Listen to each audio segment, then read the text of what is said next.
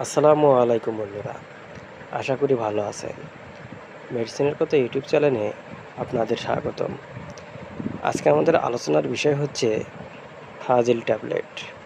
আজকে আমরা ফ্রাজিল ট্যাবলেট সম্পর্কে বিস্তারিত জানব। এর কাজ কী, এর ব্যবহার এবং এটি কোন কোম্পানির ওষুধ সে সম্পর্কে বিস্তারিত জানব। তো বন্ধুরা, চলুন শুরু করা যাক। ভিডিওটি শুরু করার আগে একটা রিকোয়েস্ট, ভিডিওটি টেনে না থেকে সম্পূর্ণ দেখবেন এবং নিয়মিত মেডিসিন এবং স্বাস্থ্য বিষয়ক ভিডিও পেতে চ্যানেলটি সাবস্ক্রাইব করে পাশে থাকবেন এবং যারা অলরেডি সাবস্ক্রাইব করেছেন তাদেরকে অসংখ্য ধন্যবাদ। বন্ধুরা, ফ্রাজিল ট্যাবলেট হচ্ছে মেট্রোনিডাজল গ্রুপের একটি ওষুধ। এটি সাধারণত সাইনোভিয়া কোম্পানি বাংলাদেশে বাজারজাত করে থাকেন।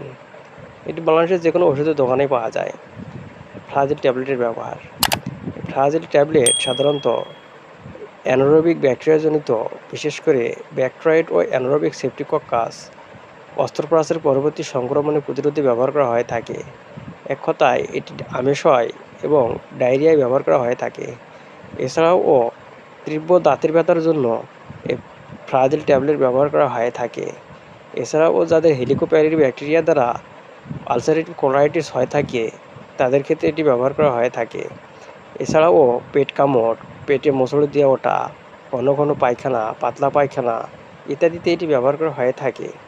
এই ফ্রাজিল ট্যাবলেটের মাত্রা ও সেবনবিধি। প্রাপ্তবয়স্করা দিনে 3টি করে ট্যাবলেট খাবারের পরপর সেবন করতে হবে, অর্থাৎ এটি সকালে, দুপুরে এবং রাত্রে দিনে 3টি করে ট্যাবলেট সর্বনিম্ন 7 দিন খেতে হবে এবং আপনি সর্বোচ্চ এটি 15 দিন খেতে পারেন। ফ্রাজিল ট্যাবলেটের পার্শ্ব প্রতিক্রিয়া, এই ট্যাবলেটটি বেশি দিন সেবনের ফলে সাধারণত ধাতব স্বাদ অর্থাৎ মুখের স্বাদ চলে যেতে পারে এবং বমি ভাব, বমি, ডায়রিয়া, তন্দ্রাসমতা, র্যাশ দেখা দিতে পারে। গর্ভাবস্থা এবং স্তন্যদানকালে এই ট্যাবলেট খাওয়া যাবে কি না। ইউএস এফডিএ প্রেগনেন্সি ক্যাটাগরি অনুযায়ী মেট্রোনিডাজল অর্থাৎ ফ্রাজিল ট্যাবলেট বি জাতীয় ঔষধ, অর্থাৎ গর্ভাবস্থায় ব্যবহারের সুবিধা নিয়ন্ত্রিত ও পর্যাপ্ত তথ্য নেই। যেহেতু প্রাণীজ প্রজনন গবেষণা সর্বদা মানবদেহের কার্যকারিতা সম্বন্ধে পূর্বধারণা দেয় না, সেহেতু এই ওষুধটি গর্ভাবস্থায় সুনির্দিষ্টভাবে প্রয়োজন হলেই ব্যবহার করা উচিত। মেট্রোনিডাজল স্তন্যদানকে নিঃসৃত হয়, সুতরাং স্তন্যদানকারী মায়েদের ক্ষেত্রে মেট্রোনিডাজল ব্যবহারের সতর্কতা অবলম্বন করা উচিত। তো বন্ধুরা, এই ছিল ফ্রাজিল ট্যাবলেট সম্পর্কে আজকের ধারণা।